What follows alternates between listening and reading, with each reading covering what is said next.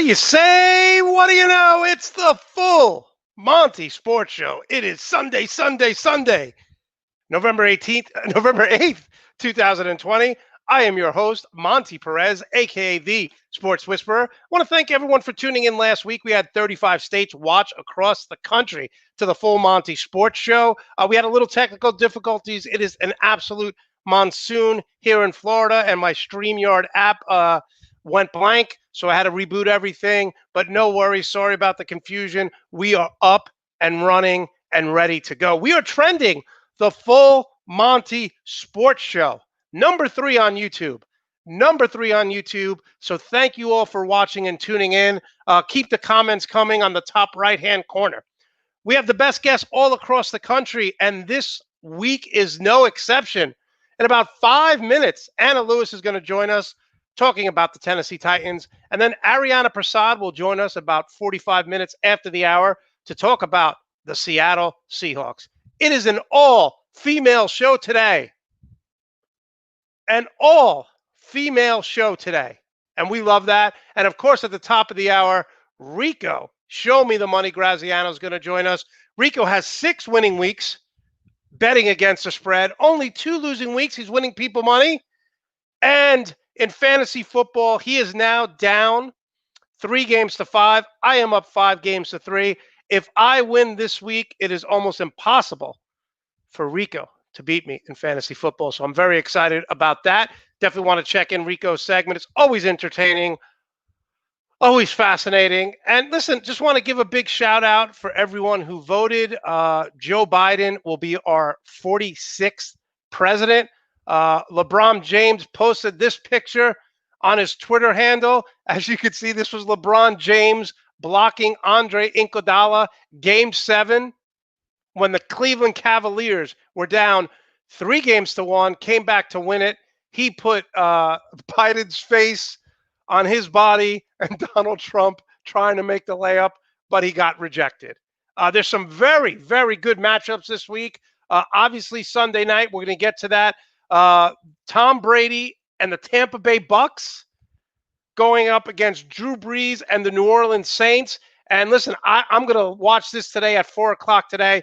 You have Tua Tagovailoa, the outstanding young quarterback out of Alabama, going up against Kyler Murray, who won the Heisman Trophy 2 years ago with the Oklahoma Sooners, now leading the Cardinals. There's a lot of good games to it. We're going to get to all of them. But first, we always like to do this. And again, thank you all for making the adjustments, for tuning in at 11:15. I will do my opening rant at the end of the show. So there will not be an opening rant because we definitely want to get Anna on. She's actually going to the game today. Yes, Andrea, girl power. It's an all-girl show today. Let's bring on Anna Lewis. Anna, how are you today? Good. How are you, Monty? I'm doing good. Thanks so much for joining us. Sorry about the little confusion with the schedule change. It's like a monsoon No, here. you're fine. And we had to adjust. Let's get your background here, your Tennessee Titan background. And before we get into Titans, people loved you as you joined us on a Tuesday a couple weeks ago for the show. People want to know how you started coaching college football, how that went about. So tell us about that. Yeah, so I'll give you the Spark Notes version. So when I was probably 5 or 6, I remember vividly, like this will always stick with me.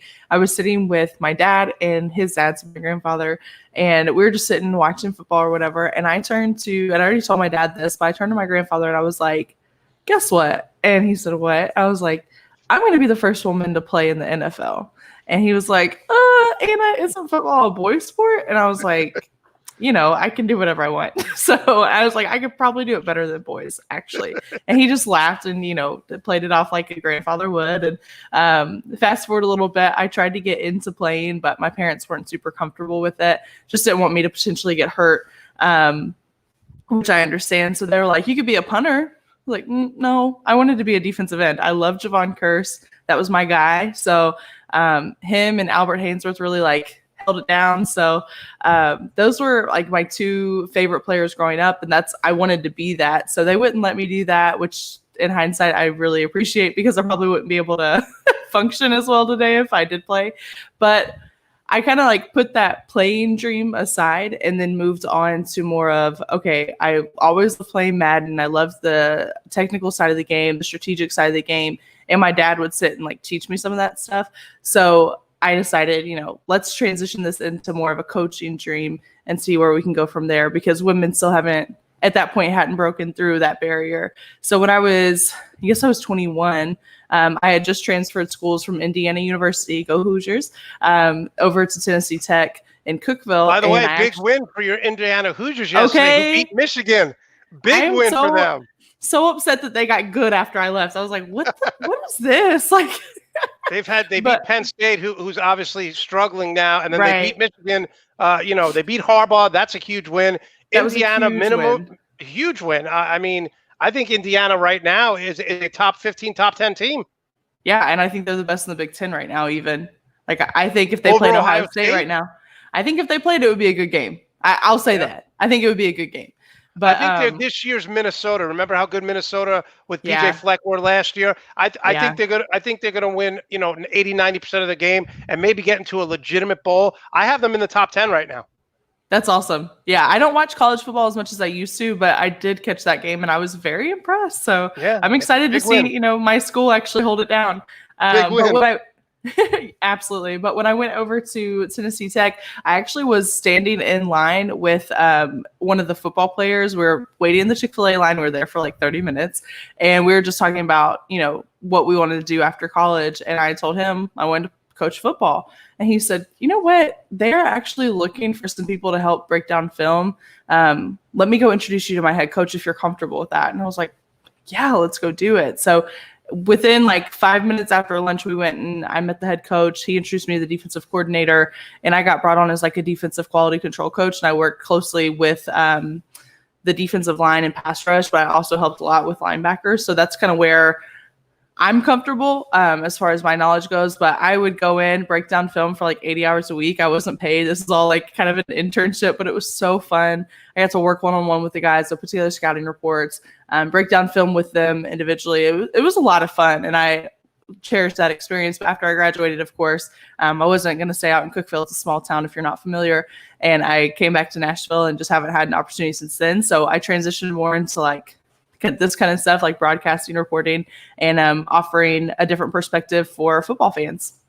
It's amazing because people don't realize, when I used to do this as a former college basketball coach, when you break down film, you learn so much of the game. Mm-hmm. I mean, Eric Spoelstra, the head coach of the Miami Heat, he started volunteering working in the film room. And Pat Riley was so impressed of little things that he would pick up. But again, you got to watch it over and over. I mean, it's like so much dream.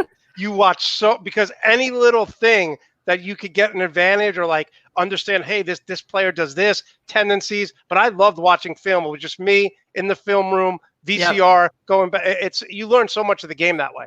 You absolutely do. It's a great, like, I know a lot of people like don't love it because it is so tedious, but I geek out over it. Like, I will sit and watch the same play 15 times in a row and see, like, and I could just be watching one player for that 15 times. But you learn so many different things as you, like you're saying, as you watch it more. You pick up tendencies, little things that players don't even realize they're doing. But part of that one-on-one time I had with players was, hey, when you do this, you're giving away all of this. It's so a please tell, stop. like playing poker. You make a certain face when you have a good hand. You've been on the show twice now, so you know that the comments keep coming, and everyone's being positive to you. But again, like, I don't understand where people just constantly ridicule my outfits. I'm wearing blue for the Blue Wave, and I'm wearing the O for the Oregon Ducks, who won yesterday. But it's nonstop. Have you ever seen a host get ridiculed more than I do? I have not. No. I just saw somebody say something about my mirror. I literally, I had to turn my camera a certain way so you guys couldn't see all my laundry on my couch. So. Okay, so you're going to the game today, correct? I'm actually not. So I traveled that. this past week, and just to be safe and protect the fellow Titans fans, I decided to stay home and watch it just in case. It was my first time flying since COVID, so I wanted to be respectful of everyone else. So the 5-2 Titans host the 5-3 Bears. The Titans have lost 2 games in a row to Pittsburgh and Cincinnati. But if you would have told me at the start of the year, hey, Titans are going to be 5-2 after 7 games, you'd be happy. So what's the mood like there? What's the feeling around the team? Listen, you lost. I thought that game, I thought they would win, but I thought there was going to be a problem because they don't have a pass rush, which we'll get to later. Joe Burrow has played great. What's the mood after the 5-2 start? Yeah, so I would say hungry. Titans fans are hungry. You could tell from the players. They are super, super hungry and ready to get a win. Nobody's complacent with that 5-2 because that could quickly become 8-8 if you're not careful. And we're very used to 8-8, so I don't think anybody wants to repeat that. So I would say the best word for the way everyone around this organization feels is hungry. And I think that's dangerous for the Bears because they're coming in a little depleted, and we just added some talent in the secondary, which ultimately is going to affect the pass rush, but I'm sure we'll talk about that in a little bit. Yeah, listen, again, people, I say all the time about the NFL, it's a marathon. It's not a sprint. No one goes undefeated. I could see they should have won. They outplayed the Steelers and they lost. So every year you're going to have a game where you play better and you lose. You're going to have a game where you play worse and you win. I thought they would be a little bit more aggressive at the trading deadline. Do you like where this team stands? Give us, for the fans who only watch the Titans when they're on national TV, what you needed, what you got, what you didn't get. So there's like a difference between what we actually needed and what Titans fans say we needed. So, and I'm sure every fan base has that, but a lot of Titans fans were like, hey, we need to bring in a nose tackle or something. Well, I don't agree with that. I think we have Jeffrey Simmons, Daquan Jones, who have been holding down the middle. I do like Daquan Jones outside on the edge some. I think we'll see him play out there today because we actually just found out that Clowney is not he's questionable, but it's not likely that he's going to play, which is frustrating. And it's possible that he might have a meniscus injury and might have to have surgery. So super frustrating. And you don't want to see that happen. But we also needed some depth in our secondary. And it wasn't just a depth issue. It was more of like we needed that go-to guy. So we picked up Desmond King, and I was really happy with that move because Stephon Gilmore was another player that a lot of people were talking about. And I told you guys last time I was on, that's not something I would have been upset about at all. But I just didn't like what you were going to have to give up for it. And the Patriots said they wanted a first-round pick and a player. And that's, in my opinion, too much if you're really trying to get rid of a player. We know this.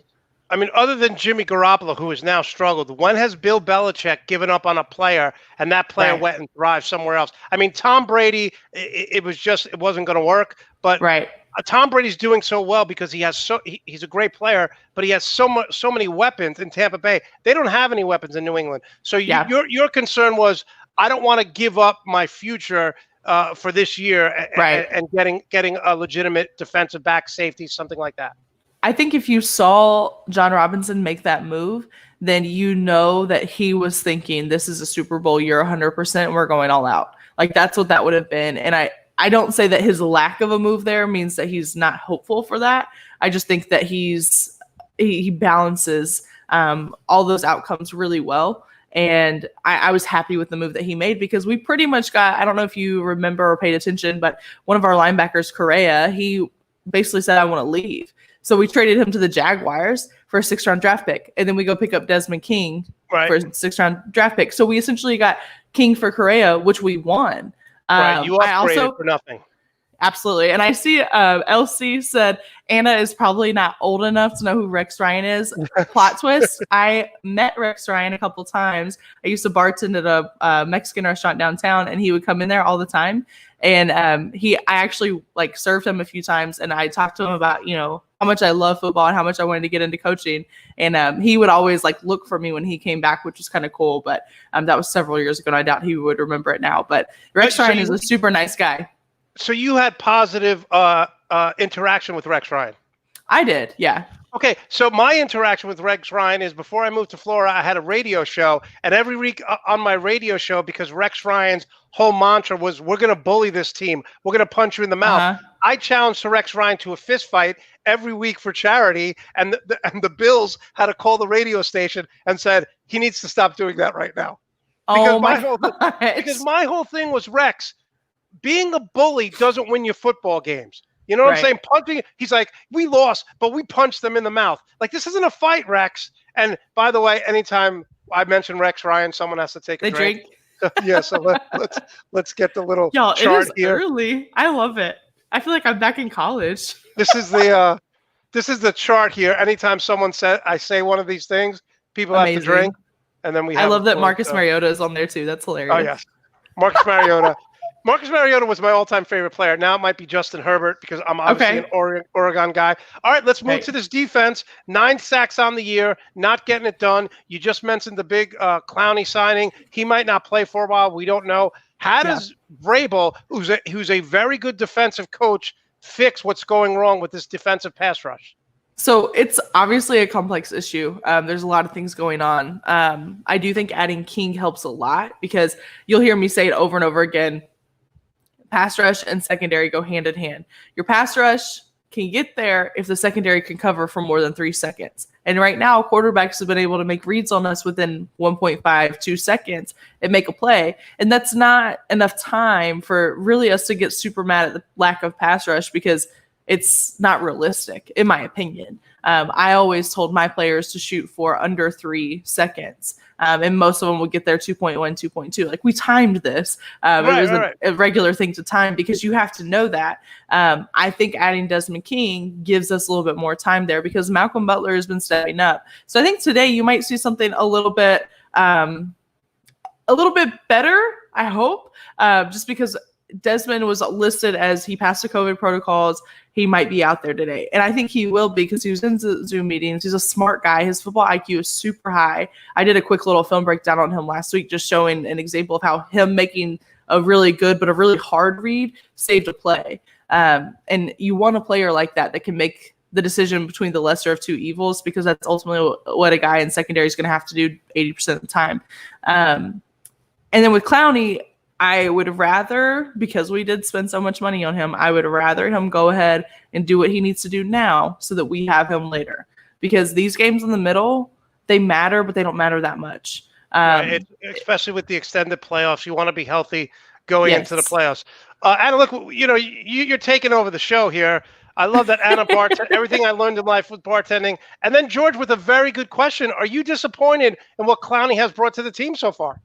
I'm not, and a lot of Titans fans get on me for this perspective. I put it on Twitter all the time, but Clowney adds a lot of pressure, and people say, oh, that's on a stat line. Well, stat lines aren't everything. Effect on the game, effect on the flow is everything. A lot of people are referencing back to that missed tackle that he had last week against the Bengals and missing Joe Burrow on a really big play. But at the same time, Joe Burrow is a young, quick, nimble quarterback.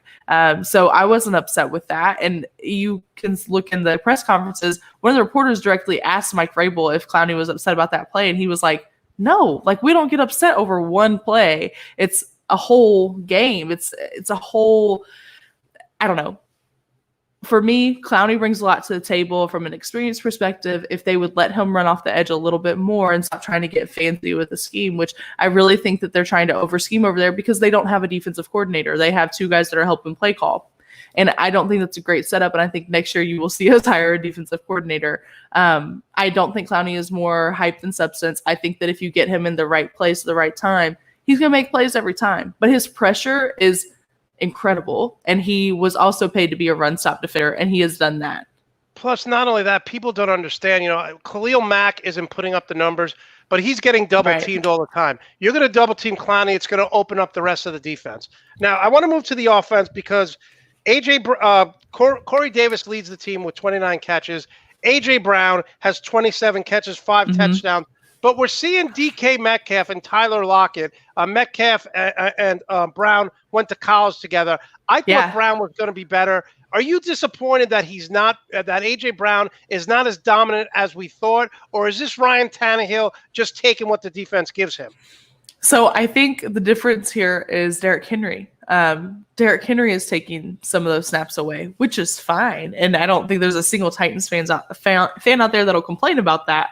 But when you look at Seattle, I don't see the snaps being divided up that much between the running core and the wide receiver core. So that's what it is here. And I don't think it's, AJ's worse than DK. I think they're just different. And the reason they worked well together at Ole Miss, my boyfriend's a big Mississippi State fan, so I watch a lot of those games in the SEC.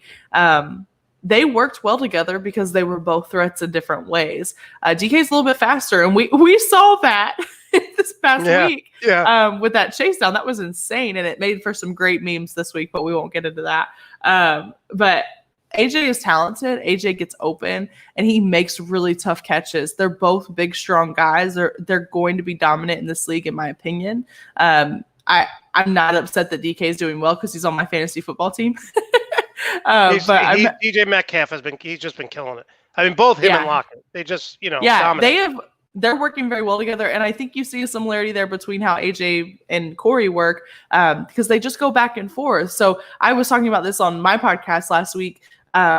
You're going to see teams game plan for Corey, and then they're going to leave AJ open. And then they're going to game play for AJ, and then you're going to have Corey open. And it's just going to go back and forth every week. So I think this week it's on AJ. So we'll see if I'm right.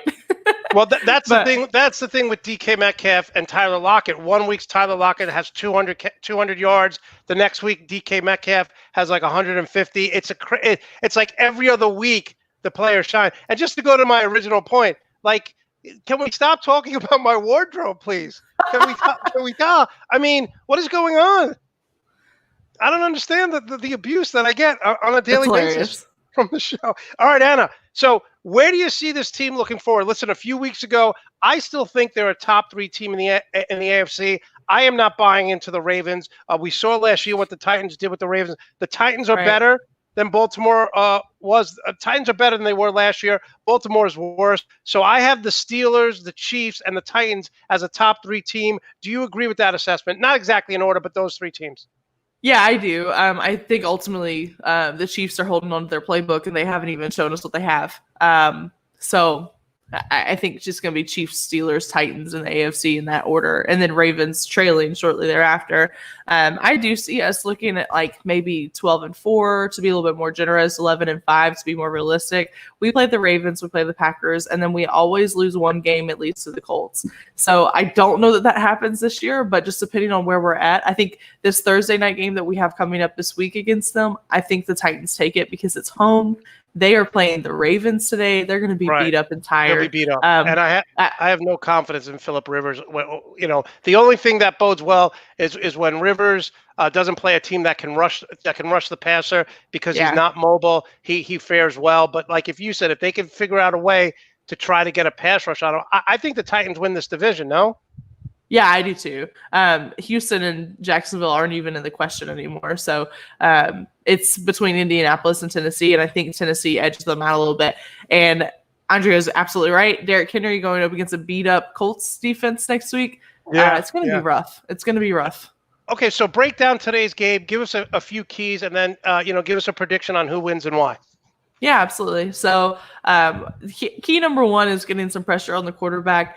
We've played Nick Foles before. We know this story. If you rush him and make him make decisions quickly, he doesn't make good ones. So I think if we can get some pressure on the quarterback, I think you're going to see Jeffrey Simmons. I think you're going to see Daquan Jones. I think you're actually going to see Derek Roberson today, who is one of our outside linebackers that has been out with an injury. He makes it's his second game today, and I think we're going to see him make a big impact in the backfield. So we've just got to get there, and then I think we're going to make the secondary look great. We have to run the ball. I am excited to see this Khalil Mack, Derrick Henry matchup because I think they are going to go head-to-head a couple times, and it's going to make some noise. It's like two trains coming together. Yeah, and I'm a little nervous about it, but I do think overall Derrick Henry is a little bit stronger, and I think he does win that. When he goes downhill, it's like he's unstoppable. So I think you'll see Derrick Henry have a big game, and then I think you'll see, like I said earlier, I think you'll see AJ make some really big plays too. Not saying he's going to have 100 yards or anything like that, but I think he will have 2 or 3, 15-plus yard receptions. Now, are you concerned at all that maybe, I know you're coming off 2 losses, but maybe they're looking ahead to the Thursday night game because that is a huge matchup. Is there any concern with that? I know Mike Vrabel talked this week about getting back to basics, which coaches always say. Sometimes it's just talk, but we know he's a hard-nosed guy. Do you think that maybe what happened with COVID, even though they played so well when they came off it, maybe they're still feeling effects from all the players missing? Is that a concern as well? Yeah, I don't know that COVID has anything to do with it. I don't know that it doesn't because I'm not in that locker room. But I think that they are going to do they're professionals. They're going to do what they need to do. They're going to game plan today for the Bears because nobody's overlooking the Bears.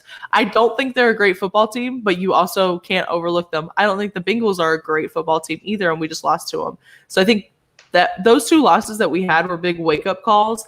And you're going to see Vrabel and the coaching staff have to, I mean, they had a hard task this week to really prep for 2 games, but I think they can do it. I mean, they wouldn't have that job if they couldn't. So they're going to be able to keep the guys focused on today. Let's go 1-0 today, refresh tomorrow, and let's go 1-0 on Thursday. That's the way they're going to handle it.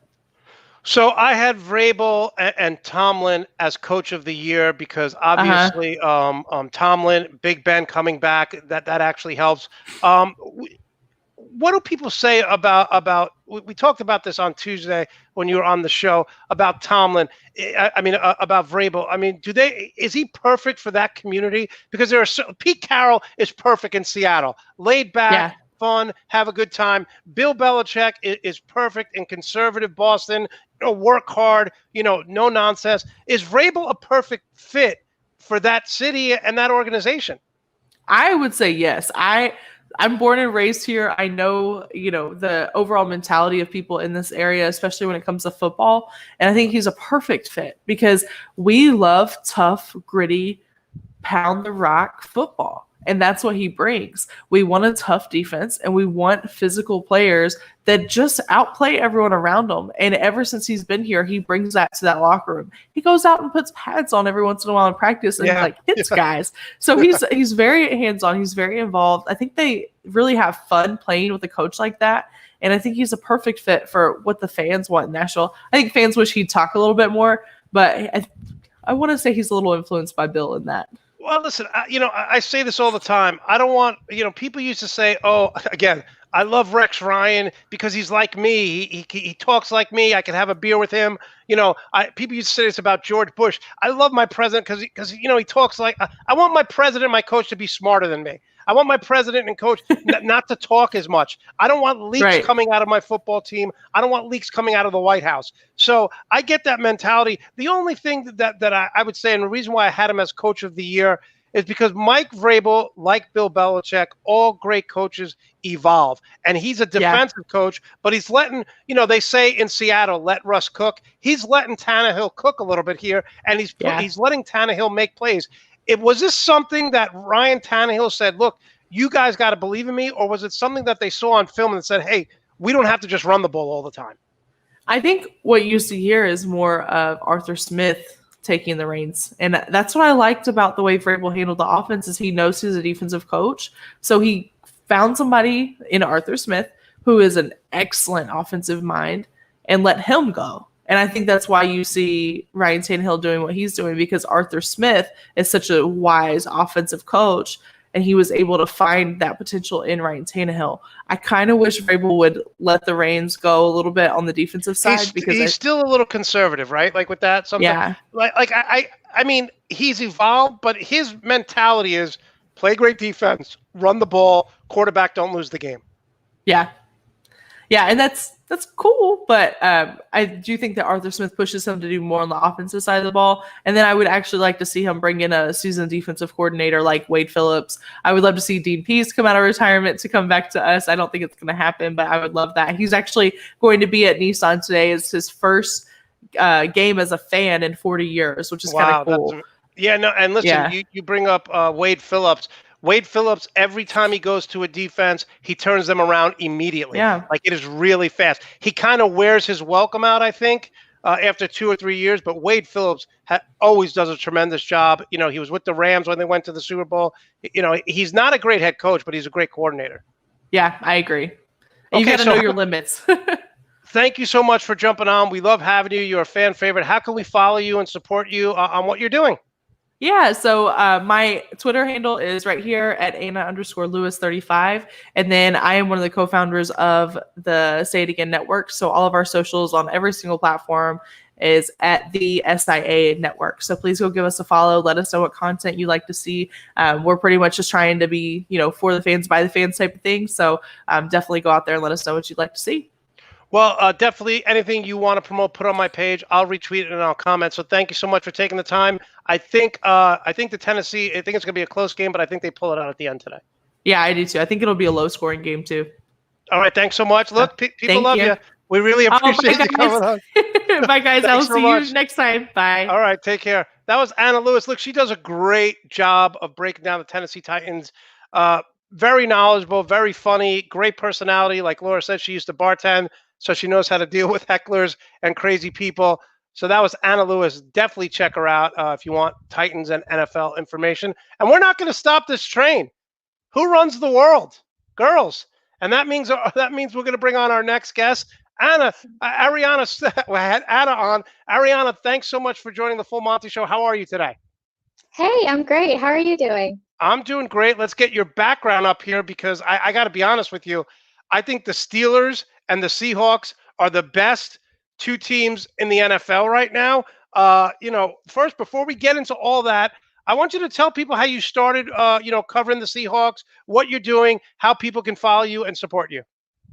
Yeah, of course. So, actually, I'm subscribed to a pitch newsletter that sends out, things that people are looking for and jobs. So this past February, right before the pandemic, in the newsletter, there was a call from Stock Maven on NI. Anna, we're They were having looking for trouble. Ariana, we're having trouble okay. hearing you, so I'm gonna put you out and then have you come back on. Hold on one second. Just log back on. We were having a little trouble hearing you. Yeah, Ariana covers the Seahawks, and I'm really excited to see what happens over the next few weeks with the Seahawks because they are literally one mistake away, a penalty away from being 7-0.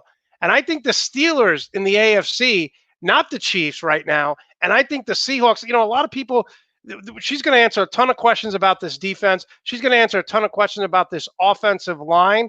The offensive line was rated by Pro Football Focus at the start of the season, I think 28th. Now they're rated about 16th.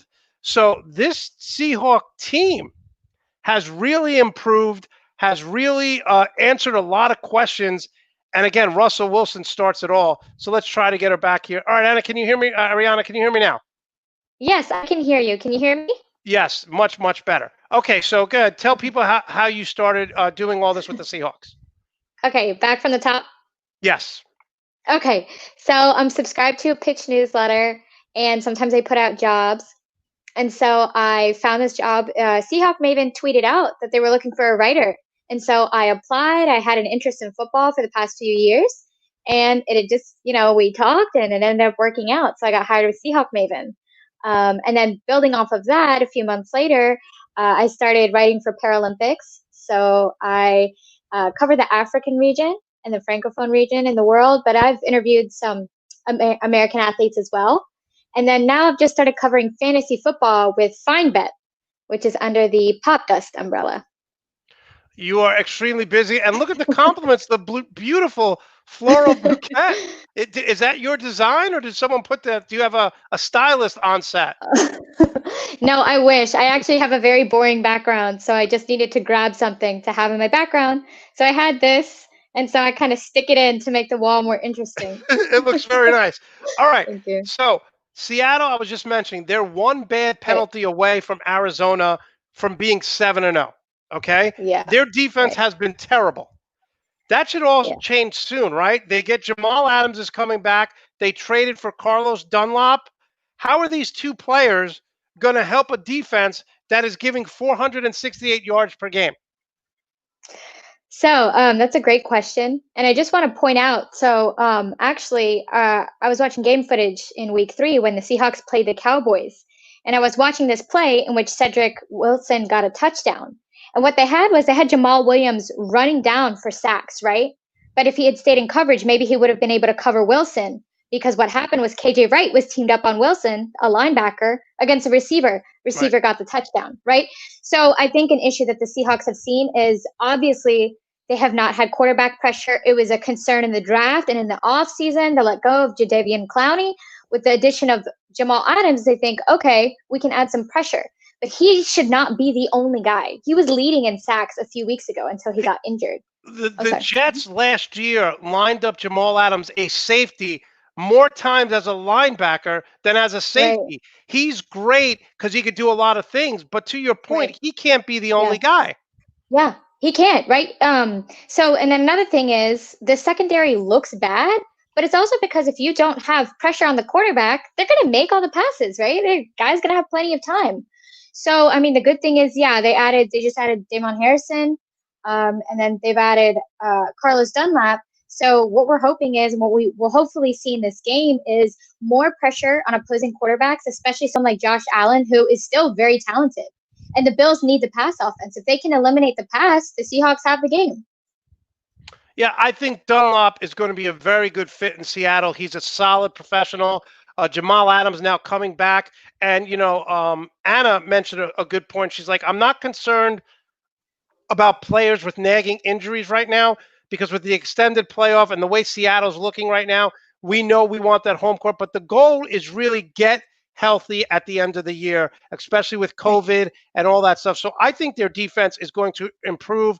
I really think if their defense could be in the top 15 category, this is the best team in the NFL. And why I say that is Russell Wilson is the MVP in my book. 71% completing of his passes, 26 touchdowns. He's averaging 344 yards per game. You were on my show. Let Russell cook. What is the difference this year? So I think the biggest thing is he has the opportunity to pass. I know the Seahawks in the past have always been kind of traditional football. Rely on your quarterback if you must, but if this is a run game, right? The Seahawks have been operating like that really until this year. Well, it's because they have the receiving weapons. DK Metcalf is in his sophomore season. He's even better. You have Tyler Lockett. You have, Greg Olsen and a strong tight end crew. So you have great, wonderful people to pass to. And then Russell Wilson is getting better and better each year. So, he is precise, completely accurate. He has no weaknesses. He has no weaknesses. He could throw on the run. He could throw in the pocket. Oh, yeah. He could scramble. He doesn't turn the ball over. I mean, he had a couple of bad interceptions in Arizona, but those are outliers. You talk about this defense. My friend Andrea, I did a fantasy draft with her, and her son picked DK Metcalf as his second pick. Now, he could have got him in the 6th round, but I'm like, you're crazy. But Tyler Lockett has 49 catches, 7 touchdowns. DK Metcalf has 30 catches. What I love about these two players is their unselfishness. We saw Tyler Lockett have 200 yards in a game, and DK Metcalf run down. Everyone's seen the memes. Run down and they don't care who gets right. They're a perfect complement to each other. They don't care who gets the ball. If Russell's throwing 10 times to 1, the other's blocking, and vice versa. Correct? Yeah, no, of course. And maybe that's the good thing because I know in Seattle we've complained, hey, our receivers are underrated. DK Metcalf even tweeted, hey, Tyler Lockett is underrated. Tyler Rocket, that can be his nickname. But you know what? Can I ask about that? Because even the media and the so-called experts, they're like, Tyler Lockett is a punt returner, and Tyler Lockett is a special teams guy. He's a third down. Tyler Lockett is a legitimate number 1 wide receiver. Why doesn't he get the respect? I actually just wrote an article about this, like 4 reasons why Seattle's receivers might be underrated. Quarterbacks get credit. We know Russell is great, but he needs to have great receivers, obviously, to catch his balls, right? If his receivers were bad, he can be a great quarterback, but what difference does that make? So maybe because in the past they haven't put up enough fantasy points. There's all these different factors why they might not be getting the love. But I just want to point out one big stat to me is last year, Tyler Lockett had like a 74% catch rate, and he was right behind Michael Thomas. So we all know Michael Thomas is incredible. He won Offensive Player of the Year. 149 catches last year. Yeah, he was great. Yeah, but he hasn't played this year. Right. He hasn't played this year, but we know the Saints pass a lot, and the Seahawks weren't passing a lot last year. But Tyler Lockett is a talented guy, and this year we're really seeing that because he's getting the opportunities. I don't understand why people keep saying, "Oh, Tyler Lockett, he's a gimmick." He's gotten better every year, and I would love to have him on my fantasy football team. Yeah. Oh, especially this year. Yeah. Right? Okay. I think he had 45 points. No, go ahead. I think he had 45 points one game, right? Yeah, because he had over 200 yards and 3 touchdowns. Right. Okay, so I thought acquiring Greg Olsen was a great fit. He's a professional. He's an above-average blocker, and in the red zone, he can do well. It was a low-key signing, but I was screaming to everyone, this is huge. He hasn't put up great numbers, but what do you like about Greg Olsen coming over to Seattle's offense? Yeah, I actually watched a meeting between the tight ends earlier in the offseason. I love the energy between the guys and what Greg Olsen was bringing to the team even at that time. I think it's always important to have good veterans in your locker room. and we have Bobby Wagner and KJ Wright from that Super Bowl winning team on the defense. But it's nice to have, and obviously Russell Wilson in that Super Bowl on the offense. But it's nice to have a veteran on the offense that can lead the guys, especially with like a pretty young tight end room, So, I mean, just giving tips to guys, hey, maybe change your form, do like this, or even just having a reliable guy in the game. Like blocks are important. We love tight ends that can catch, but they need to block too, So even if he's not making all the catches, he's there to make a catch if he needs to, right? And we've seen him do that. He's caught a touchdown this season, but he can block as well. So I just think that, I don't know, his experience, it just adds so much. Just a solid professional in and out of the locker room. Shows young guys how to be professional, what they need to do. Listen, I'm going to say this right now. I said this when you went off the air for a second. Pro Football Focus had this offensive line, I think, rated 28th or 29th. This offensive line is so much better than people thought. They are averaging 5 yards per carry, and their running backs haven't been healthy. I know a lot of that has to do with Russell Wilson, but talk about this offensive line, and this running game is much better than I thought. Yeah, definitely. I at the beginning of the season, I was looking at the offensive line and thinking a lot of these guys are new or they're free agent signings. They have a rookie on the squad. So I thought they haven't had time to build chemistry. But no, the offensive line has been very impressive this season.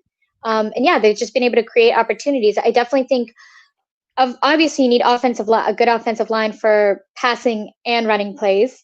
But with a more balanced offense or an offense that passes more, it just allows your offense to be more dynamic, and it kind of can take pressure off the offensive line, to keep doing the same sort of things, right?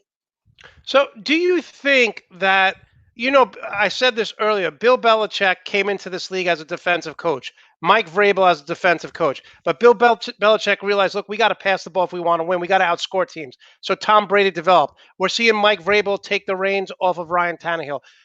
Do you think Pete Carroll, who's always been a defensive run first, and it was the most boring, predictable play calling for the last 5 years, run, and on third down, let Russell Wilson do something.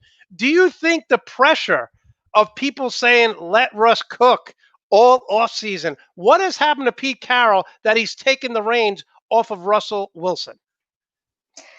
I'm not sure exactly. I think that part of it is just having the right team come together at the right time, As we said, we have Tyler Lockett and DK Metcalf. You bring in Greg Olsen, it's just building this team. And I think maybe part of it is if you have a very high scoring offense and you don't have the things defensively, right? If you don't have an especially strong defense or your defense needs a little time, that high scoring offense can kind of take some pressure off of your defense in a sense, right?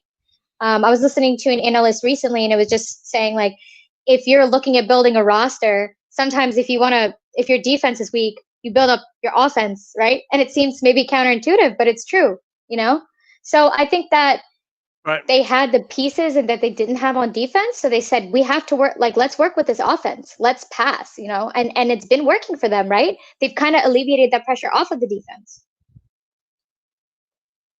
They almost look when Russell Wilson, other than maybe Aaron Rodgers, and I would even say that Russell Wilson has surpassed it. Under 2 minutes left, you're down 4. There's no one I'd rather have the ball than Russell Wilson. Now, I want to talk about this game because I think the Bills present a lot of problems. The Bills defense is 28th. They're not as good as they were last year, but I think Josh Allen's ability to run and scramble and keep plays alive is going to present a lot of problems for Seattle.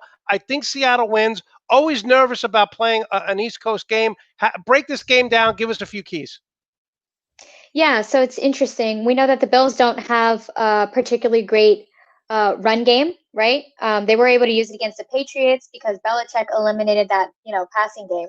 So, but the Seahawks have had a great run defense this year. So we don't expect the Bills to run, right? Like we've got that locked down. So it's going to be left down to the pass. Now, Seahawks have had kind of scary stats when it comes to the pass. It's allowed so many yards. But if they're able to put pressure on Allen in this game, especially with the addition of Dunlap and with Jamal Adams coming back, then, they're going to take away that key weapon that the Bills have. So I see that, I believe that the Seahawks can get a lot of points in this game, with a slightly depleted defense. And hopefully they can just contain Allen. This is a great stat right here. Wilson has won his last 10 East Coast games. Wow, that's pretty impressive. So give us a prediction and score here. I think it's going to be a little bit high scoring. I could see Seattle winning maybe 31-24, 31-23, but I do like the Seahawks here. Yeah, definitely. I was a little bit more conservative at the beginning of the season. Now the Seahawks, I can see them scoring up to 35, but I agree with you. It's going to be somewhere in the 30s, and Bills somewhere in the 20s. So someone who follows this team closely, not just, when they're on national TV, are we talking Super Bowl or bust? Is the expectation that high right now, or is that too much of a reach with this team? I think Tampa Bay, Seattle, and that the Packers can figure out how to stop the run, they'll be fine. Those are my top three in the NFC. Are you having like, hey man, Super Bowl or bust mentality? Definitely. And I agree with you. I think these are the top three teams in the NFC right now. And those other two teams you mentioned, the Bucks and the Packers, are very competitive. So we will see. But I think the Seahawks have a very strong chance. We've seen them make the playoffs, but they haven't pushed through in quite some time, right? But I see them being able to do that this year. Yeah, I think the veteran leadership. Jamal Adams obviously getting healthy. I think he's, if not the best, one of the top 2, 3 safeties in the NFL. So I say this to people all the time because I have people on who cover bad teams. It's so much fun going into a game. Like, I'm a LeBron James fan, so every playoff game LeBron James goes into, I'm confident. It's so much fun, right? When you cover a team and you know they have a chance to win, right? Of course. Yeah. And it's just being able to root them on and really just the team you believe in, seeing them to reach the heights of success that you believe they could get to. It's amazing. Plus, with Russell Wilson, that's so much fun. The plays he makes are just unbelievable. How can we follow you? How can we support you? Always love having you on. Obviously, with Seattle being so successful, we'll have you on in a few weeks once we get up for the playoff matchup. But again, one bad penalty away from being 7-0. Yeah, it's an incredible team. It's been so much fun to cover. If you want to learn more, you can follow me. My Twitter handle is right there at Ariana Prasad. I have a Facebook page. I share my articles all over social media. But yeah, I would love to see you guys, and thanks for watching. Definitely put those articles on my page. And, we started with Anna, and now we end with Ariana. And yes, girls do run the world. If it's sports, if it's entertainment, I think if women ran the world, it would be a lot better place to live in. So thank you for taking the time. Good luck today on the game. We'll have you on in a few weeks. Thank you so much. Sounds great. Thanks. All right, take care. That was Ariana Prasad. She does a tremendous job. The two guests, you just got to give them a round of applause. Again, girls running the world on our show. So we love having them. And of course, big round of applause for those two guests. And we're going to bring on our favorite guest, Rico. Show me the money, Graziano. Rico, how are you today? I'm doing well. So girls run the world now, huh? That's Yes. The way we're going with this? Listen, we'd all be better off if you didn't have your wife, your sister, your positive influence, I'd be your so role much model. more happier. Did you just say you'd be so much more happier if your wife and sister weren't running your life? Think about it. A bunch of men, all we'd be doing is watching TV. The house would be a mess, eating potato chips for dinner. It doesn't sound terrible. Rico, I got to tell you, what's with the plant? You like the plant? This plant was dead. This plant was dead yesterday. When I tell you I am not even kidding, it was dead. It was flopped over. I don't know what happened overnight, but you know what? Maybe my good juju and Rico, I'm trying a new background out. Is this distracting, this NFL background with the helmets floating, or is that looking good? It's making me nauseous. It's getting me a little. Let's change it up. Rico, it looks like one of those cheesy Netflix ones. You stop watching Netflix and then it just does that weird. Okay, so I have so many questions when you come on the show, but this is and again, family matters, right? Family matters. But Rico, what is happening here? Rico, so what is that? I mean, I don't even know what you're trying to do. Your wife looks cute. The dog looks cute. Your son with that hair. He's got to cut his hair, first of all, because it's getting like mine used to be, and I used to cry when my hair was that long. But what are you doing with this costume? Well, I just want to say this is what happens when women rule the world. Okay? So this is the pinnacle right here of why I say what I say. It was Melissa decided to go buy a baby shark outfit for her, a mommy shark outfit a baby shark outfit for the baby because he loves the song. She got one for herself. She got one for the dog. So there wasn't one that fit me. Yeah, that's right, George. He knows how it is to be. But wait a minute. This is not in public. This is not in public. This is in the privacy of your home. Yes, but we did go walk around our neighborhood and not trick or treat, but we walked around showing off the costumes because that's what Melissa wanted to do. Because apparently that woman rules my world. Rico, I'm leaving this picture up, and I just gotta say, were you sweating like an animal in that outfit? It's actually, you know what? I was sweating a lot in that outfit. It's actually a good winter outfit. It's pretty thick. I was surprised the quality of the daddy shark hoodie sweatshirt. I put it on. I was like, wow, it was almost as good as this one. That's a very nice one, or Rico. And I got to tell you, people are loving the plant, man. They love the plant. Yeah, it's a star. The plant is a star. You know, I got to say, in relationships, right? In relationships, you get to that point where you're just comfortable.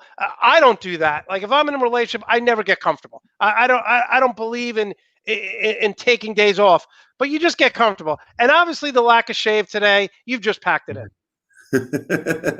You packed it in. Last night at 3 a.m, one of my friends was having a panic attack, and I had to he wanted me to take him to the emergency room, and I had to take him to urgent care.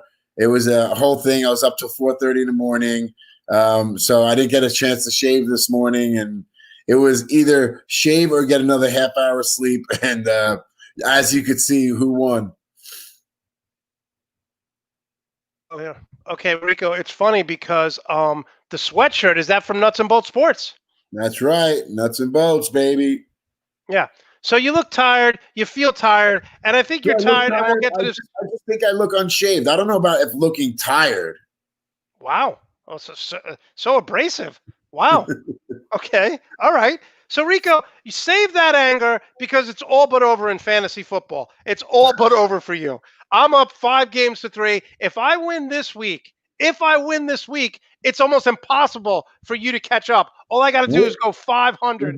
We're not even that. We just crossed the 50-yard line. I'll be 6-3.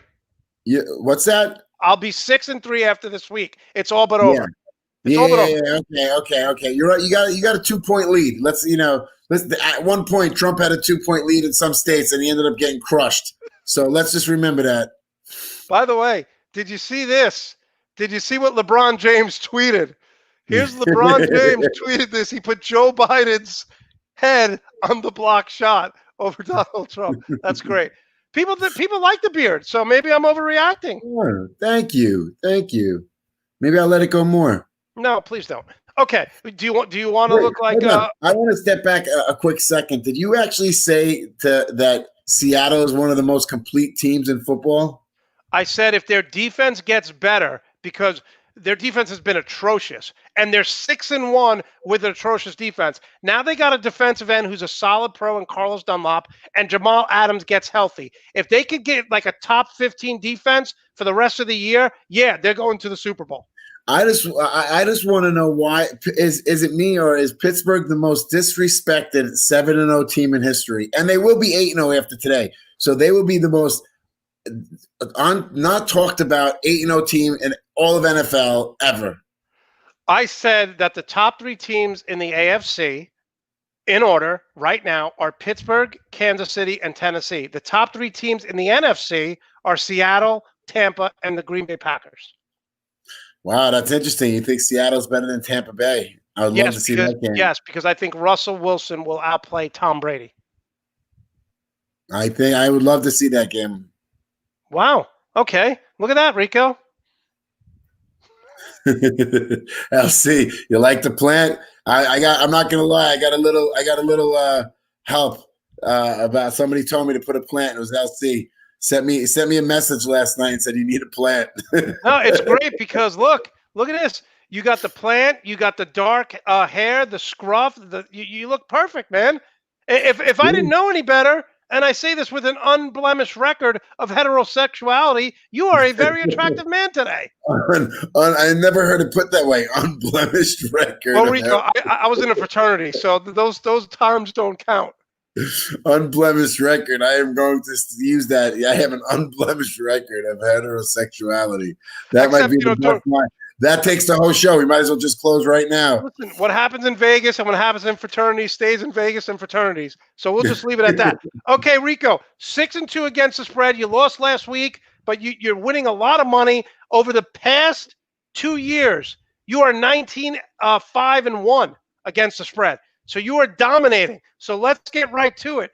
The Raiders at the Chargers. How are the Chargers favored by 1 point? I was talking to somebody last night about this who's a Raiders fan, and he was as shocked as me. And it's one of those, I feel like it's a trap game, and one of those games where it is a trap game because yes. Yeah, a trap game is you make it one, and then they make you overthink the game when San Diego's just not that good of a team. And San Diego's not a good team because they're in LA right now. So, but continue. Yes, but anyway, I like the Raiders in this game. I don't get sucked into the hype of 1 point. Remove what the betting odd. So now it's 1 point. Let's say you just never heard the betting odd before. It was thrown out the window. Who would you bet in this game? The Raiders. Yeah, you take the Raiders. But Rico, we know Vegas is always right. So what do they know? Well, Vegas also likes to play head games. They're making you think over it. Just the spread alone, how are they favored by 1 point? Now you're thinking, do they know something better than I know? Is it 1 point? Maybe I'm missing something. Maybe there's it's also a head game of what they do there. You go up to the slot machines, the lights and the sounds and the way Vegas, they actually set their slot machines and everything. The footprint in each casino is so you get lost when you're in the middle of the slots looking for somebody. Like you lose each other quickly because their goal is to keep you there. So to think that it's not a mind game also being played is the mistake that people make when it comes to Vegas. And I don't think this is an 8-point game like George Lopez. I think the Chargers haven't been blown out. The problem with the Chargers is they're only team in the history of the NFL to lose 4 straight games when they had a double-digit lead. That's not on Justin Herbert. That's not on the offense. That's on the coaching staff. But I don't think this is an 8-point game like George says here. By 8? No way. I think the Raiders by 8. No, I like I think the Raiders are going to win. I don't know. The Raiders win and cover. Okay, what's the score? I think Waller will have a big game. I think it'll be 28-21. George has it 28-20. Amber says Rico needs a shave. I don't. Thank God someone else can pick. If Amber says I need to shave, I will shave next week for Amber. All right, Rico. My unblemished record of heterosexuality. Okay, before we get to the biggest game of the year, 4-3 Dolphins at the 5-2 Cardinals. Look, say whatever you want about the Dolphins. They have been playing very good football. They destroyed the Rams. They're on a little winning streak here. Tua's hopefully will be better. He wasn't good last week, but they didn't need him. The one thing here about Kyler Murray and DeAndre Hopkins is the Miami Dolphins defensive backs are pretty damn good. They're the highest paid defensive backfield in the NFL. How do you see this game playing out? I think the Cardinals favored by 4.5. Again, questioning Vegas here. Well, I think that everybody's all excited about last week's win. Tua, he wasn't needed, but when he was needed, he didn't perform. There's so much a quarterback still can do in a blowout. They weren't. I like the Cardinals in this game. Kyle Murray showed what he did with Seattle, the comeback. You like the 4.5 point spread here? Yes, I like the 4.5 point spread. I think they're going to win by at least 7. Wow. You got to remember, you can have the best secondary in football, but you got to, by the time they get to Kyle Murray running, they're getting him 7 yards deep, 5 yards deep, 6 yards deep. So I think, if he can't throw it, he'll run it. And I don't see Miami having an answer for his feet. Okay, so you like them by at least 7 points then? Yeah. Okay, now we get the biggest game of the week, Sunday night, New Orleans Saints at the 6-2 Buck. Look, I'm just going to say this right now. I think Drew Brees is over. I think his time is done. He's looked awful. Tom Brady is clicking on all cylinders. This defense against the rush. Going into last week, the Tampa Bay Bucks were averaging less than 70 yards per rush. I don't think Kamara's going to be able to run the ball. He hasn't run the ball all year effectively, but he's caught the ball out of the backfield very well. This game, to me, is about as lopsided of a game as you could get on a Sunday night. I think it's going to be a blowout. The way Tampa Bay played against the Giants, it's hard. It's just hard how bad that game, crap game. They weren't even paying attention. And you could say that, but I want to agree with you, and I want to say, but everybody's saying it's the Tampa Bay, and like you say with Vegas, they don't make the lines. And what's the line again? I'm sorry, because the line right now is about 4.5, 5. 4.5, 5. Michael Thomas back. Is Emmanuel Sanders playing? I think he's questionable. Emmanuel Sanders playing. We don't know the status of Michael Thomas. There's something they're not telling us. He punched a teammate in practice. Unless his injury is worse, but why would they hide it? Everything's a game time decision. It looks like he's going to play, but then he doesn't. Well, from what I've read, he's playing and he's coming back this week. So it looks like both teams are at full, running out on all cylinders. And Antonio Brown will be a factor in this game because he'll get one-on-one coverage and then he'll burn them a little bit. But everything tells me Tampa Bay in this game. Everything, which makes me have to question the whole. When it sounds. Are those the voices in your head that you don't trust? When you say everything's telling you Tampa Bay? It sounds too good to be true. And last week their defense didn't. I mean, Giants have no offense, and yet they were ripping them up in the secondary. So I don't see how the Tampa Bay, it's going to be a brawl. It's going to be punching back and forth. And you know what? I think that if Michael Thomas starts, which he should, I'm going to go with New Orleans. Listen, as your consigliere, as someone who's dominated you in fantasy football, don't believe in the Saints. Laura's saying leave Drew Brees alone. I can't. He's terrible. He's terrible. He doesn't throw over the top, but you know what? They'll test that, and we'll find out this week with Michael Thomas. Wow, so you're leaning to Rico. This could be the worst pick you've made all year long. You've said this twice to me with New Orleans, and you were right both times. So even though I feel like flip-flopping on this one, I think New Orleans is at least going to cover the spread. Don't know if they're going to win, but they'll stay within 4.5 points. All right, so you're taking the Saints, you're taking the Raiders, and you're taking the Cardinals. Wow, I can't believe you're not taking Tom Brady. Is this because he's beat you all those years in Pittsburgh? No, you know what? Now that I think about it, yeah, it probably would be subconsciously. I don't know. Maybe it is deep down that I still hate him so much. But he is the GOAT. He is the GOAT. But again, their secondary looks sloppy. And that's that. It's just football is not just a monopoly game. So give us your top three teams in the NFC. Are you saying that the Saints, who beat Tampa Bay the first game of the year, you're saying the Saints are a top three team? I agree. I agree with your top three. I am just saying that I think tonight's game they stay within 3 points. Okay, but you believe the same thing I do. Yes, I do. And the top three in the AFC, you believe as well. Are you still on the Ravens bandwagon, or have you jumped off that? No, I still think the Ravens are a good team. I think that they just have to, like I say it with what's his name from Seattle, Russell Wilson. Let Lamar cook. Don't make him a thrower. He's not a thrower. He'll throw when he's running around the backfield. But don't make him try to be a pure passer. It's not going to work. And even Jim Harbaugh said it. He said that he's still learning. And they want him to throw more, and that just doesn't work out sometimes too well in the learning curve. And they'll play each other again, and they may play each other a third time this year. So we'll see.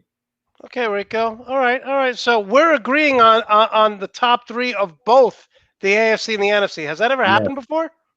No, but it might not. By next week, I'm sure it will not be happening again. So listen, we're no longer going to have to say this because I say this all the time. When it comes to fake news, if you're fake news, okay, if you're fake news, you get sued. So all these fake news, but someone said something to me and I got mad at myself because I said that's fake news. Someone texted me and said Rico's going to go on a 5-game winning streak against you, and I was like, That's fake news. What data would let you to believe when I beat him last year, I'm beating him like a drum this year? What data? How's that? 5 games in a row? He's never beat me more than 2 weeks in a row in fantasy football. Well, your father is a very nice guy. No, it was Mike from Pittsburgh who doesn't even like you. Well, Mike from Pittsburgh, because he knows I'm nailing games sometimes. He knows, and he's right. I'm going to hit a 5-game. I'm not going to say 5-game, but I definitely know I'll catch up within the next 2 weeks, and then we'll go from there. I don't like to think too far into the future. And let's not forget, one of the weeks I had a 0 because Aaron Jones was a game time scratch, so I got a big goose egg that week. Here's the deal, Rico. While you're out dressing in shark outfits, I'm crunching data. So I'm crunching data. So while you're, reading bedtime stories, dressing up in shark outfits, I'm crunching data. And that's why I'm saying, but 5 games in a row, Mike? Really? Come on. My boy Mike. Mike knows. Woo, woo, Pittsburgh. Isn't he a Cowboy fan? I don't know. He's a Pittsburgh fan. Come on. Rico, your confidence can't be high. What's that? Your confidence can't be high. My confidence is actually very high because I understand. Again, you'd have a 1-game lead over me, and you talked all your talk last year. You know what you ended up walking out with? Big 0. I beat you during the regular season. You worked very hard the regular season just to fall. Okay. You fell hard in the playoffs. Okay. So how did it feel? Because you know what? It felt good to me to give nothing, to give absolutely nothing. Felt incredibly good. Well, Rico, when it comes to our friendship, I'm used to that. I give you everything, you give me nothing. So it imitated life. Okay, you go first. Unblemished heterosexual relationship. You go first, Rico. You get to pick the quarterback. Who you taking?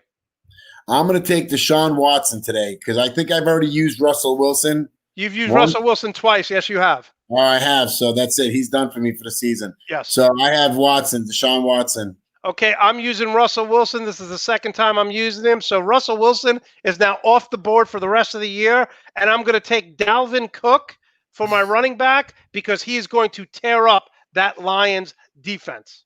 That one hurts. He's my first one. Well, it looks like I'm going to take Derrick Henry. I'm going to have to go with the Bull. Derrick Henry against that tough defense, huh? Yeah, you can't listen. He had a tough defense when he played Pittsburgh and still got 80 yards and a touchdown. I'm a little stuck here, Rico, because I don't think Alvin Kamara is going to be able to run against the Tampa Bay Bucks because they are number 1. Good point. And I was going to lean towards Josh Jacobs, but I think Kamara is going to have at least over 100 yards. Yeah. On offense. So I'm going to take Alvin Kamara just based on his catching the ball. So that's my next. You try to talk me out of it, didn't you? I tried to talk you out of it. I was like, yeah, you're right. He's going to have a bad game. I have him on 2 of my fantasy teams. I need him to do good today. I'm going to go with a shot in the dark here, and I'm going to take James Conner from Pittsburgh. Wow, really? Yeah, I think Dallas's front defensive line, I think it's a 14-point spread, and I think Pittsburgh's going to feature they're going to go back to their roots, and it's going to be Connor, Juju. They're going to go back and forth. They're not going to be hitting they'll be thrown to their other receivers. But is Claypool taking over, Rico, for the number 1 wide receiver, or is it still Juju there in Pittsburgh? Well, it's still Juju, but the thing is, you have to pick one. Whoever you're not double covering, the other guy's going to get the ball. Pittsburgh is not one of those teams that needs to live like Michael Thomas. If you don't have Michael Thomas, where are you going? If you double team Juju, they're going to go the other way. And I think Juju, if you have him on fantasy, he's going to make up for some stats today. I put up your Pittsburgh Steeler background for no other reason, just to give you some sort of confidence, because I hear in your voice the fact that I picked Russell Wilson, Dalvin Cook, and Alvin Kamara. You're already beaten. So go ahead, pick your wide receiver. I'm going to take DeAndre Hopkins, and I know he's going against that tough secondary, but it's just going to be it's a pure numbers game. He's going to get the ball thrown to him 20 times today, I feel like. They're going to throw at him all day, and if he starts catching it in the first quarter and makes a few good grabs, it's all over. It's going to be Hopkins time. I'm going with Tyler Lockett. So I double up on Wilson and Lockett because I think DK Metcalf and Tyler Lockett, either way, you can't go wrong. I think both receivers have at least 8 catches today. I'm going with Keenan Allen. Oh, from the Chargers. Yes, sir. Even though I think they're going to lose, I think him and Herbert are going to have a nice day together. I think they're going to have. It's going to be like they're going to be playing catch in the park. Okay, so I'm gonna go with I guess I'm gonna go with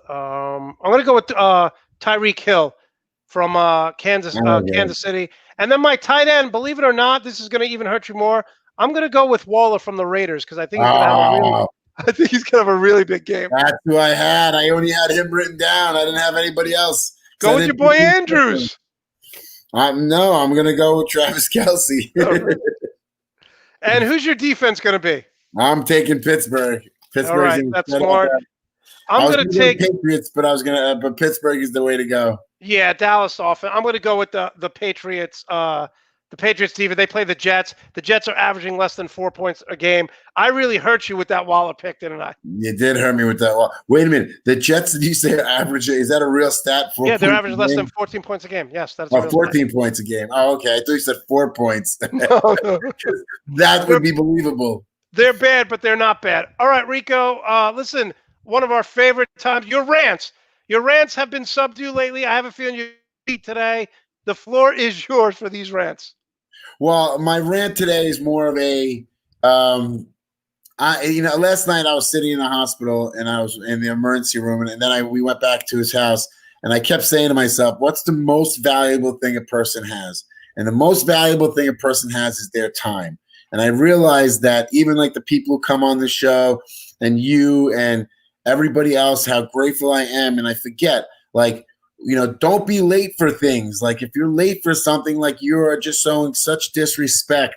And it's just, I'm tired of this. And I'm also tired of the thing of not taking things, being grateful for things. Like I was sitting there last night, and again, you sit there and you have a lot to think about. So I was looking at like the water was running. I was like, somebody put an infrastructure of this world together, made roads, built water, fixed toilet pipes and everything. And I never got to meet them, and I never think about it once. Doesn't cross my mind once when I turn on the water that somebody built years of an infrastructure so I don't have to think about it. And I think I feel like it's time to be a little grateful for that.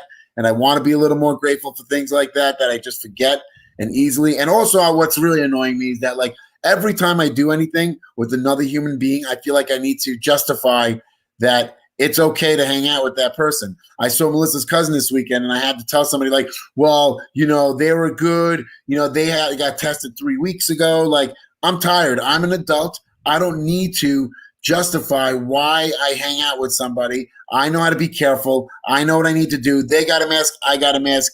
Again, I don't need, and it could be just my thing, but I feel like everybody does it to justify their pod and what they're doing. I think it's almost a year now. I think we could sit back and be like, hey, I already know. I'm an adult. I know what I'm doing. I'm making this decision. Right, but Rico, with all due respect here now, you had the coronavirus, correct? Yes, I had it in March. And it did not affect you, but it affected Melissa.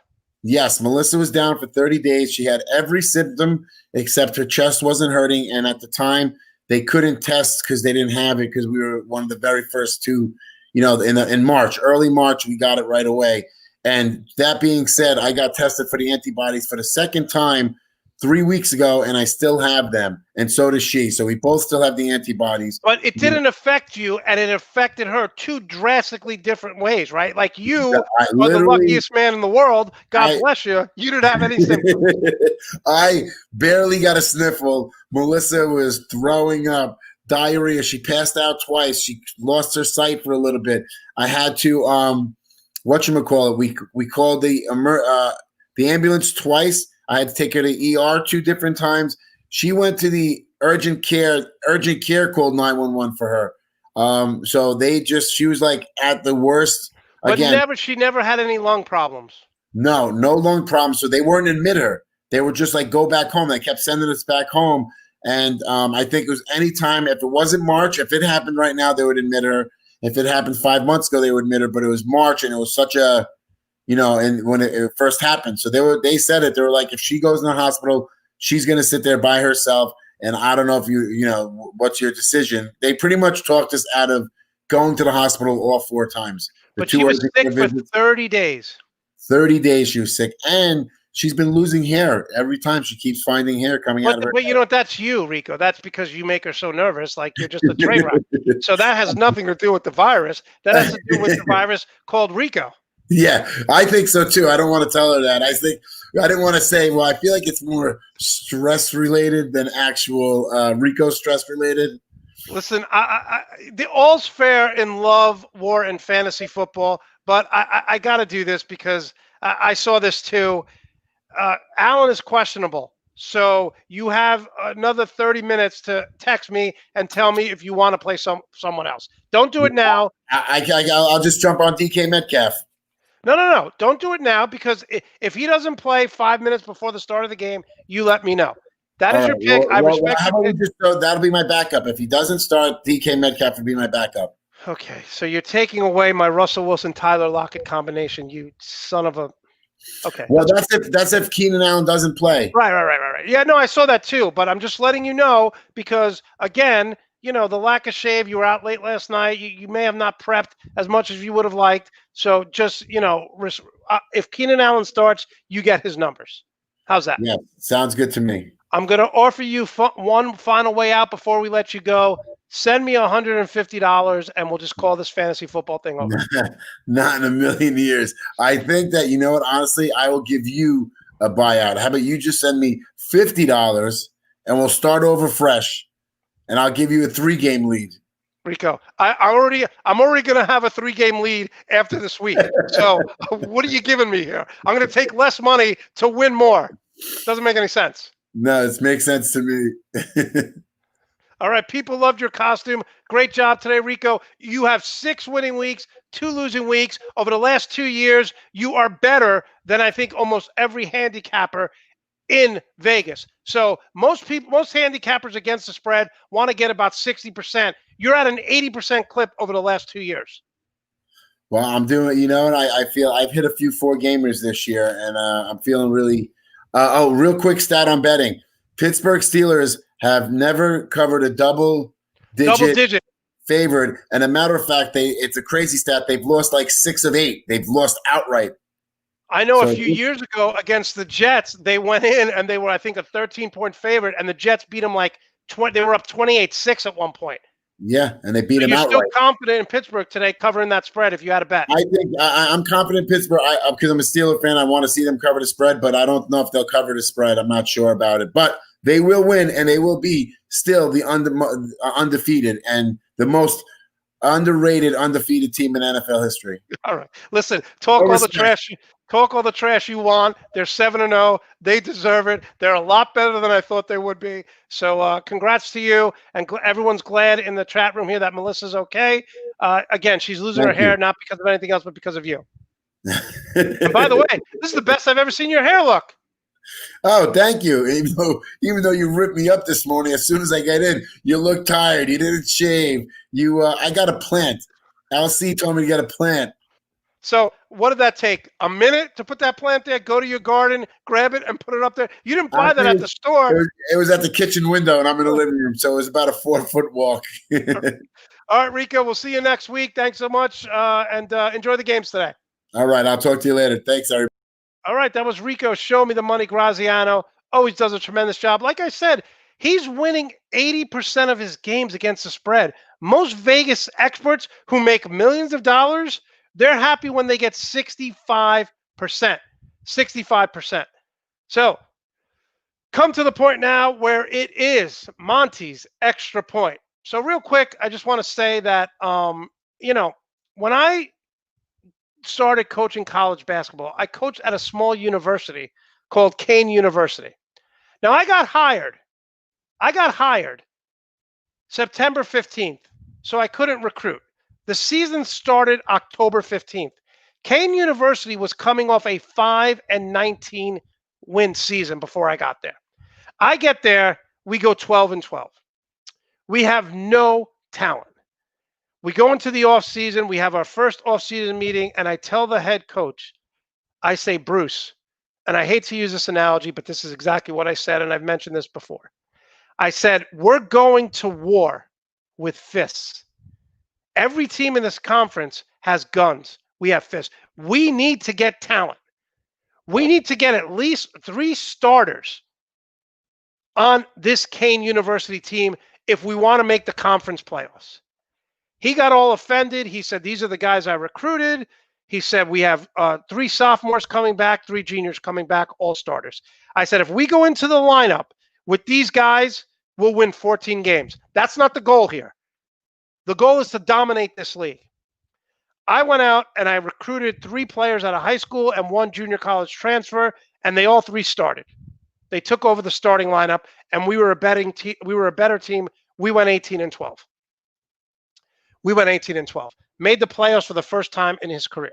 I left Ramapo College, and my coaching career, I had a coaching record of over 86% wins after going 12-12 my first year as an assistant. Why do I bring this up? Why do I bring this up? Because when I drove down from New York to Florida in 2016, I saw a lot of things. One of the things I saw were a lot of mullets. Mullets. I look at people who wear mullets like people who still have tape recorders. This still exists. But everywhere I went, every gas station, every restaurant, they had Fox News on. Fox News. Now here's Tucker Carlson.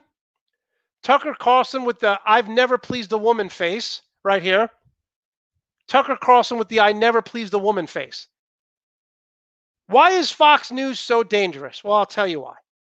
Fox News and Fox Radio have 1,500 radio stations across the country. Progressives, Democrats have about 100. It's 15-1 across the country. 15-1. That's like playing a football game where you have 15 guys and you have 1. Now, look, I'm all for free speech, but here's the problem with Fox News. Tucker Carlson got sued, defamation of character, by this woman. And Fox News lawyers said that you cannot take Tucker Carlson seriously because he's not news, he's entertainment. This is what Fox News lawyers said. And the judge agreed with them.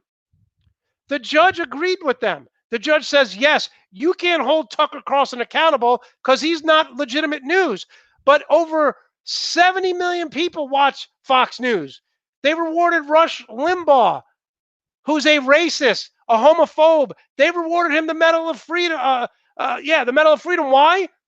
Because Fox News is being rewarded. I have sent emails to Seth MacFarlane, who's worth $300 million. I have sent emails to Mark Cuban, who's worth $4 billion to invest in radio. Because we're getting killed. The fact that Joe Biden won this election, look at this. Look how easy it is to vote in certain states. But then you look at this. Look at all the mail ballots that were missing by the Postal Service because Trump put it into DeJoy, his sycophant. These are all blue states. There is a war on the truth in America. And it starts with fake Fox News. So the only way we can combat this truth, I have family members, I have friends who are quoting Tucker Carlson, who his own lawyers under oath said no one takes him seriously. But the problem is they are taking him seriously. So how do we combat this? You need to get involved in local government. You need to get involved. There's a website, contactmycongressman.com. You need to know who your mayor is. You need to know who your representatives are. Go to Google and find it up because the lies that these people are telling are destroying this country. They're destroying this country. It should have stopped here. It should have stopped here. Okay? When Donald Trump mocked a disabled reporter, it should have stopped there. It took me 4 years of donating money, volunteering, writing articles to finally say what I've wanted to say to Donald Trump for 4 years. You're all fired. Every one of you. Democracy won. This racist, corrupt person lost. I want to thank everyone for tuning in. I want to thank Anna Lewis. I want to thank Ariana Prasad. I want to thank Rico, Show Me the Money Graziano. But most of all, I want to thank you. The numbers are great. We are trending number 3 on YouTube for sports shows. And we will see you next week. And in the immortal words of Arnold Schwarzenegger, I'll be back.